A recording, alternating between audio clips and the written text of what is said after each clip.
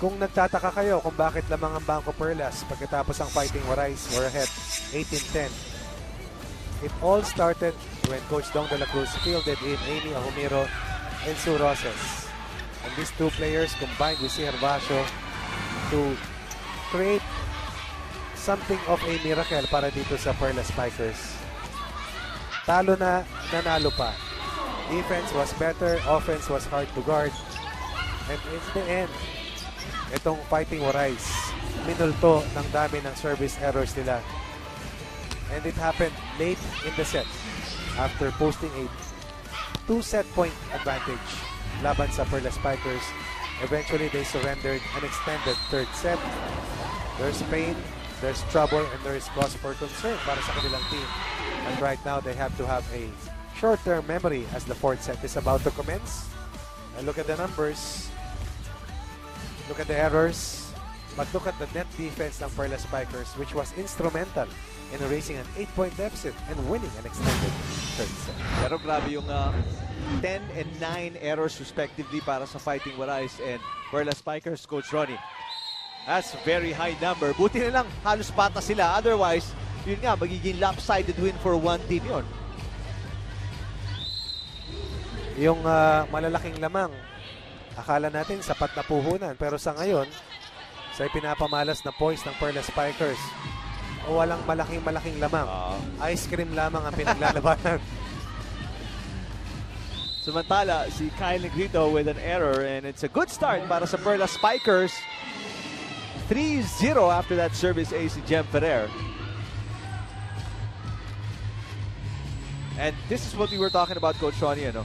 For Fighting Warays, will they bounce back or will they get affected by how nakahabol at bumawi itong Perlas Spikers in set number 3? Giving Tacloban their first point. But Kyle Negrito on a beautiful 1-2 play. Now, she rarely does in a game, not as much as Jem Ferrer and, you know, Gia Morado, who will later see action along with Eliza Valdez, of course, for Dreamline Cool Smashers. Now, I believe, hindi na yata makakapaglaro mamaya si Michelle Gumabo, no? Isn't she leaving for Miss Globe?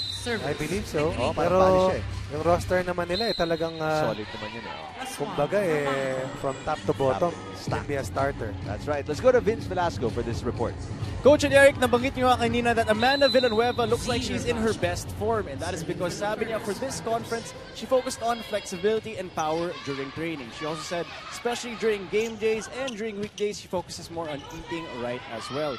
She also said she adjusted her attitude during these games, and especially para sa mga play, kasi sabi niya dati, she always looks back at bad plays and it always sticks with her. She said it's best to let them go and learn from them right away. But also she says, eto na, Coach and Eric, another food report. She loves eating cookies, of course, and loves dancing to burn them off to Selena Gomez. Back to you guys. Akala ko ba eating healthy? Akala ko ba eating right? Alam ko bakit na, may cookies? Gluten-free. Yes. Sugar-free, gluten-free. Pero may dancing ulit pasa ko dyan. Yun ang pinakamahirap na part. Working out and everything, madali lang yun. Ang pinakamahirap yung eating right. Rick, mahirap din ang working out. Pero, eating right or working out? Pareho. Combination play. Piston play. Kain. As workout. Exercise. Kain. Yung mahirap, Exercise. magsigil eh. Hirap. Hirap yun. Hirap Para talaga. sa akin, yun ang mahirap. Minsan gusto ko lang kagatin yung ipin ko eh. Sarap eh. Malutong eh. Oh, masarap. Yummy. Uy. Another problem dito sa service area na naman para sa Fighting Warays. Ang maganda sa mga veterano, kahit hindi starter, hindi nayayamot. Kahit hindi mo ipasok, hindi nagtatampo. At pag ginamit mo, may papakita. Good dig para kay Ferrer. Off that Prado attack. Oh, and this time Ibiza naman with a dig. There's going to be a double for sure. Right. Esguerra. Nakoron beating Mian Esguerra in that joust situation. Another 3-point lead for the Perlas Spikers. But will the Fighting Warays turn the tables around like they did in the second set? Nagabol, humabol, kumapit, nanalo. Ayun, tingnan natin. Ooh! Poor first ball. Kontra-tempo maglaro. Amy, mahirap bantayan. Amy, nakatulong kay Coach Dong. And it's a 4-point lead para sa BanKo-Perlas Spikers. 8-4 kontra sa Fighting Warays.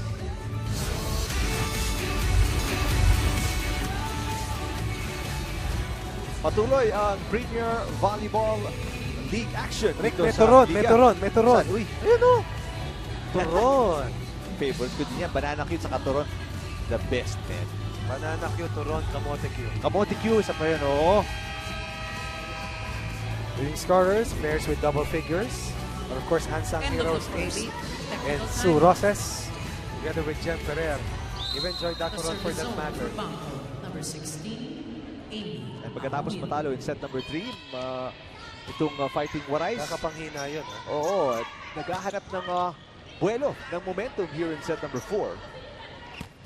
They had such a good game plan. Ganda ng flow. Nung Ganda set ng number flow. 3. Ang ganda ng Oo. flow nila. Kontrolado lahat. Nasaktan lang sila dahil pumupuntos yung kalaban.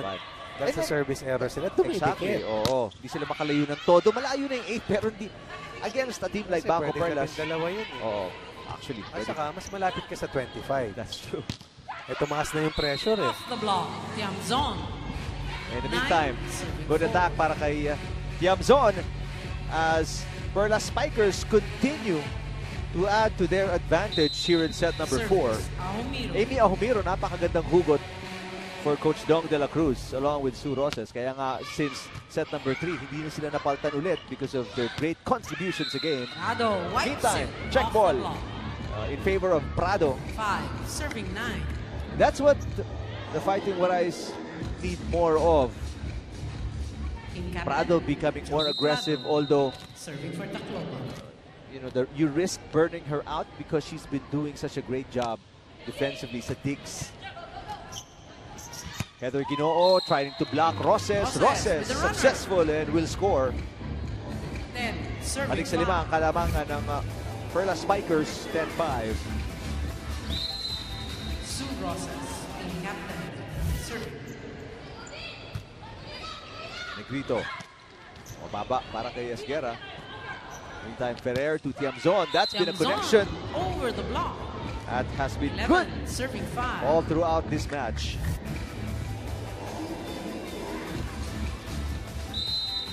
Service, Roses. 6-point lead. Make that 7-point lead. Scores an Roses ace. with an ace. 12 to 5. And patuloy ang pag-arangkada dito ng Timeout. Perlas Spikers. Fighting Timeout for Warays. Coach Nes Pamilar. Ano, ayaw na natin receive? Ha? Wala tayo maatake kung hindi kayo re-receive. Wala na yung set yan.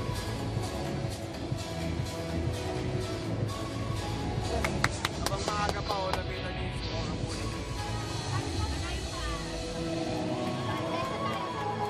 And Coach Nes Pamilar obviously upset. Right. He has a reason to be upset. Oh, nakailan na service ace doon ang Yes. Perlas Spikers, Coach Ronnie. Pero alam mo, yan ang, I call it the mystery of any team sport.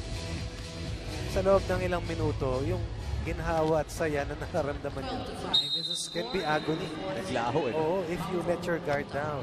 Captain And then as you watch it, makikita mo na Scores another it's not point. even about the Serve. opponent at Oo. times. It's all on you.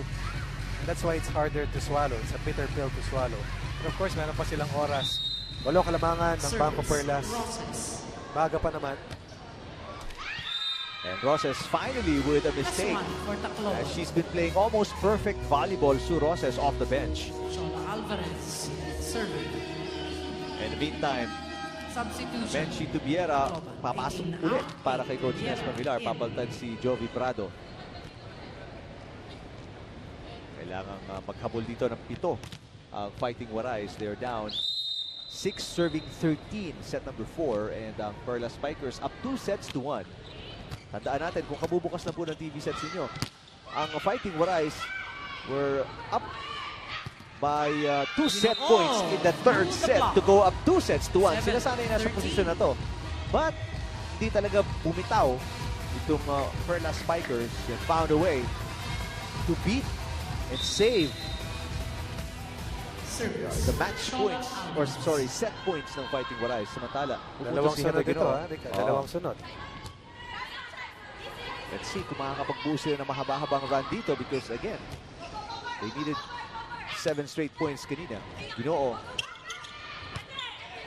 Good coverage so far para sa Perlas Spikers. A tip there by Tiamzon and she will score. With a drop shot. So putol na agad ang run ng Fighting Warays.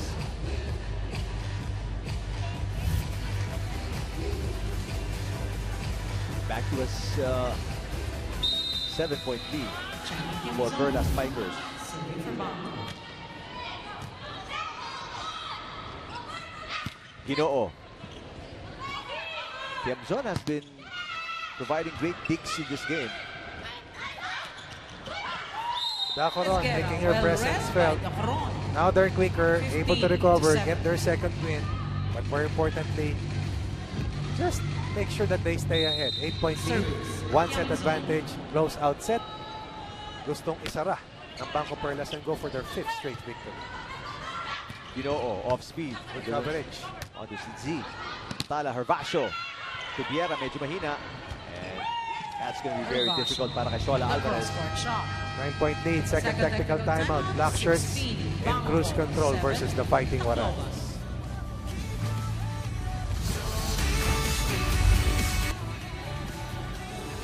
Ating mga DJs today, but ang nagpapatugtog so far, DJ Louie. In our first game today sa pagitan ng Fighting Warays and Perlas Spikers. Magandang hapon sa mga nanonood. Malapit na po tayong magsimula ng gabi. End of the second Dito, 5:56 na. technical Aba, parang radio program lang rin ka. time. Shami Tiamzon. Serving Meron for kayong BanKo. oras, time check, Time, di ba? oo. Oo. Negrito to Esguerra, medyo mababa, but naitawid niya. Good save para kay Jem Ferrer. Negrito with a 1-2 play. This time, Hervasio tinawid. Andito na naman si Dacoron for the block. Free ball para sa Perlas Spikers. Roses. Dacoron blocked this time by Ginoo. Turn back by Ginoo. Still an 8-point lead 16. para sa Perlas Spikers. Trying to work harder defensively. Reading that running play or that slide play Service. for Joy Dacoron. And pinantikip din nila si Dacoron ng blocking. Kanina 5 pa blocks kanina yan. Yan ang bumuhay para sa Perlas. Uy, 2 straight Outside. points. And si Hervasio off the mark today. I mean, she's hit some good shots, pero compared to how she performed against Ateneo and the first few games din itong Perlas Spikers, Coach Ronnie. Again, the fatigue, they've played 3 of the last 5 games, 5 days. Matibay din ang floor defense ng Fighting Warays in the last 2 sets. Dito Oo. lang bumaba eh. Pero, syempre, pag gusto mong manatiling buhay, kakapit yan. Tatrabaho yan. Dacoron. Alvarez. Dalawang great digs yan. Samantala, hindi maganda yung pagka-receive and pagka-set ni Esguerra. Wow. That was a call against the Perlas Spikers.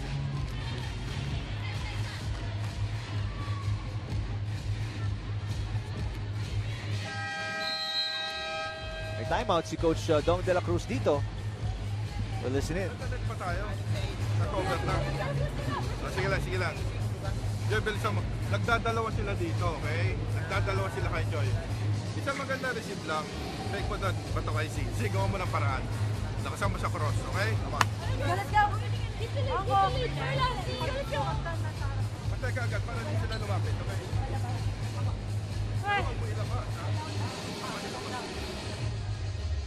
So they want C. Hervasio. Yun ang instructions kay Jem Ferrer.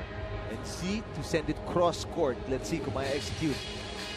Perlas Spikers have a solid lead of 6 points here in the 4th set. And they're up 2 sets to 1. And Esguerra at the So service if they zone can only for protect this Tacloban. lead, they can go on and win their 5th straight game. Hervasio into the net. That hits Are the we net for seeing touches. deja vu? Called But on on the Perlas flip side, Spikers. this 11 is something that 16. the Perlas Spikers have to arrest. Because ito na yung fight back Service. ng Esguerra. Fighting Warays. This was also the same, almost the same part of the 3rd set. Kung saan kinambyo at hinatak ng Perlas Spikers yung 8-point Hervasio deficit. off the hand of But Ginoo. si Hervasio this time going cross 17 court. And to Heather 11. Ginoo di na control yung receive. Off-speed lang yon. I don't know if si Hervasio is tired. I can't really tell. Di naman ganun siya Serve. kahingal, ano?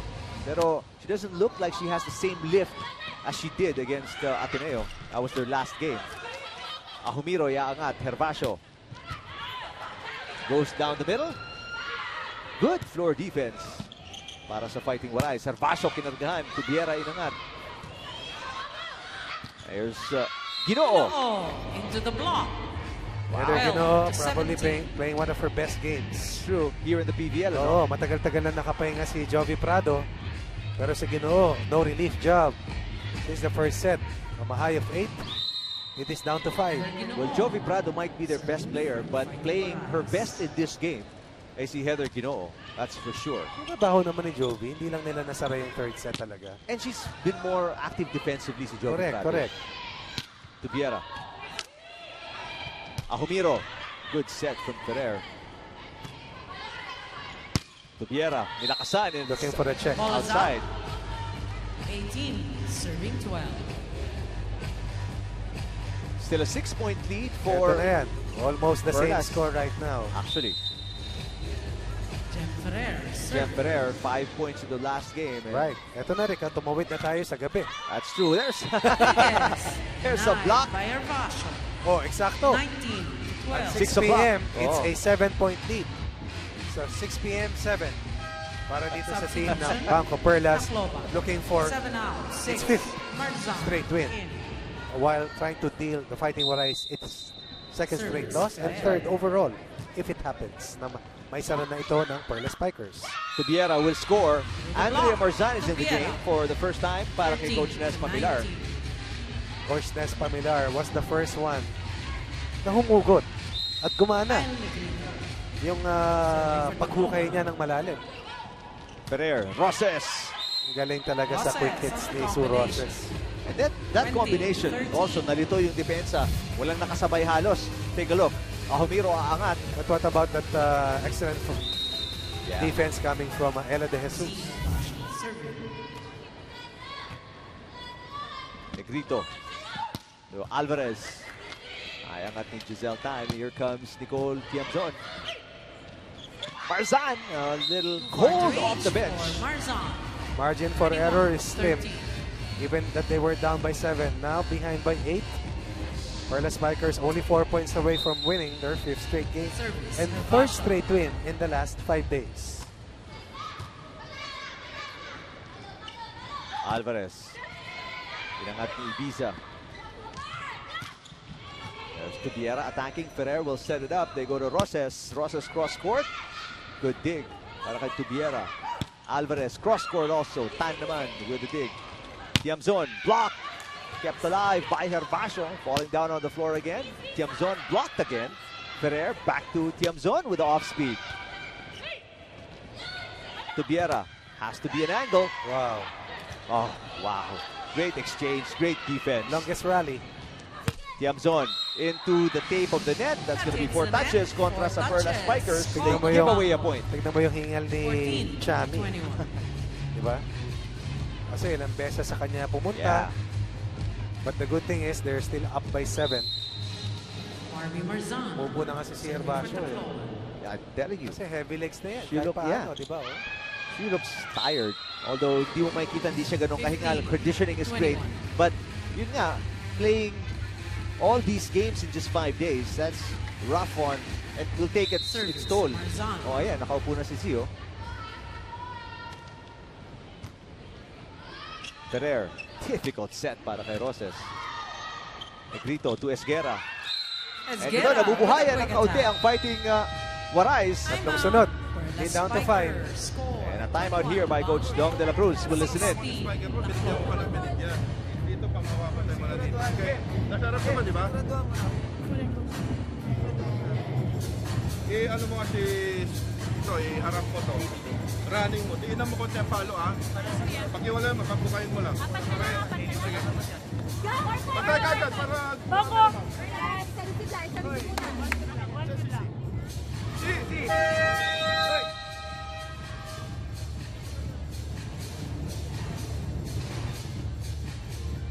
Strategic timeout para kay Coach Dong De La Cruz. Situational.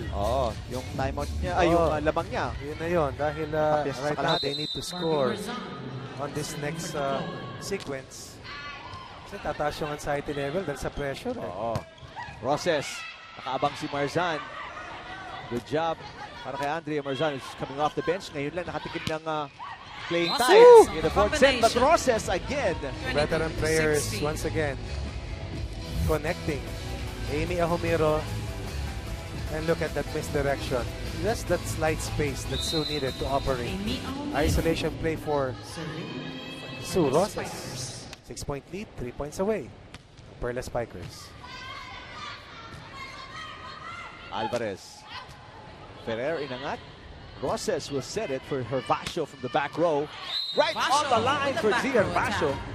That's money para kay Z. And Z once again. That's a back row play coming from si Hervasio. No one trying to block si Hervasio. Hindi na mataas yung talon. Nakita lang niya walang sumabay. Kumbaga nag-open up yung paglalagyan ng bola para kay Z Hervasio. Ferrer. Go to Tiamzon. What a pass. He's also been a hard worker today, Nicole Tiamzon. Alvarez. Yes! Alvarez on the hit out. Still not over para sa Fighting Warays. That's the right kind of attitude. Never giving up. Keeping her team alive. Trying to play harder. Run the opposition.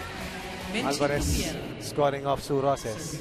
And Alvarez coming off the bench has really been a big contributor para kay Coach Nespa Millar. Roses is blocked by Ginoo.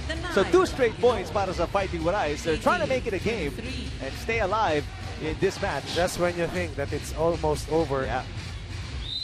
the other team comes back fighting harder and tougher. Ang hirap kumuha ng 1 puntos, ano? Uy, Oh, pahirapan talaga. And the Out rallies na yun. have been longer in this fourth set, Coach Ronnie. Nice save para kay Esguerra.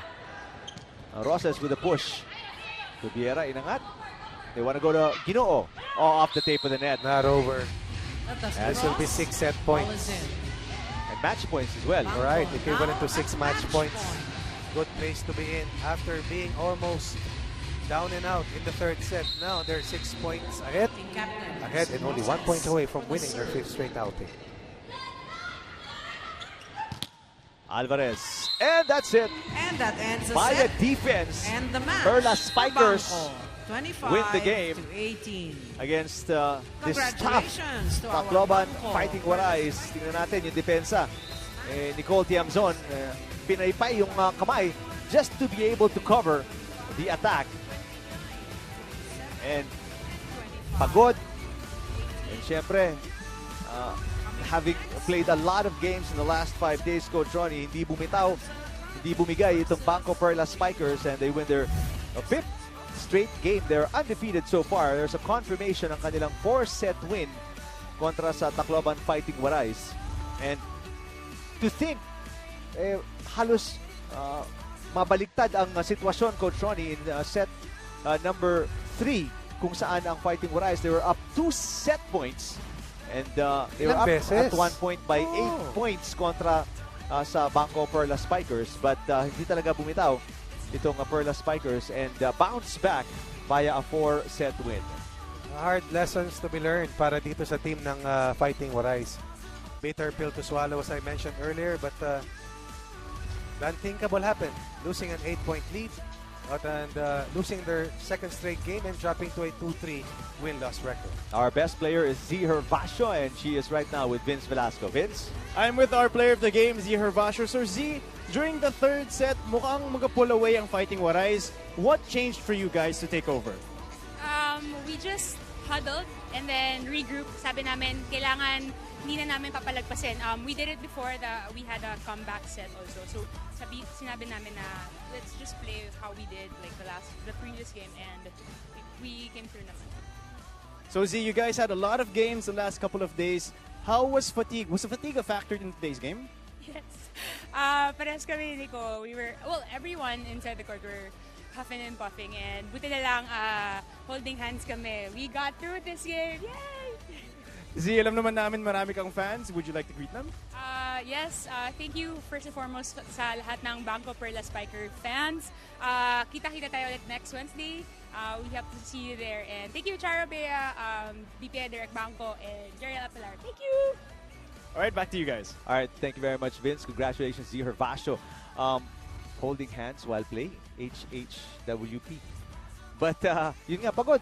She admitted there's fatigue. 3 games in 5 days, Coach Ronnie. naman. Obviously, maapektuhan ang katawan mo yan. Even though they're well-conditioned, sabi nga kanina ni Jem Ferrer, they have a new conditioning coach and that's why they're playing at such a high level. Pero again, yung dami ng laro in this short amount of time, talaga mahirap. Up to the task, 5 straight wins, top of the heap. That's enough motivation to recover, rest, and prepare for next Wednesday's outing because right now they are on top of the 7 other teams that are competing in this conference. So Tacloban fighting Warays, they fall down to 2 wins and 3 losses. Samantalang undefeated itong ating BanKo-Perlas pakinggan, Spikers. ano? Undefeated 5-0. Walang bayad. Samantala, si Eliza Valdez and the rest of the Cool Smashers will take on the Adams and Akari Lady Falcons. Maya lang po. Kaya huwag kayong bibitaw din dyan sa inyong mga tahanan. Thank you to our Director Al Neri for Coach Ronnie Magsano. Ako po si Eric Timan. Thank you for watching our coverage of the first game itong Wednesday doubleheader of the PVL Open Conference sa inyo ng ABS-CBN Sports.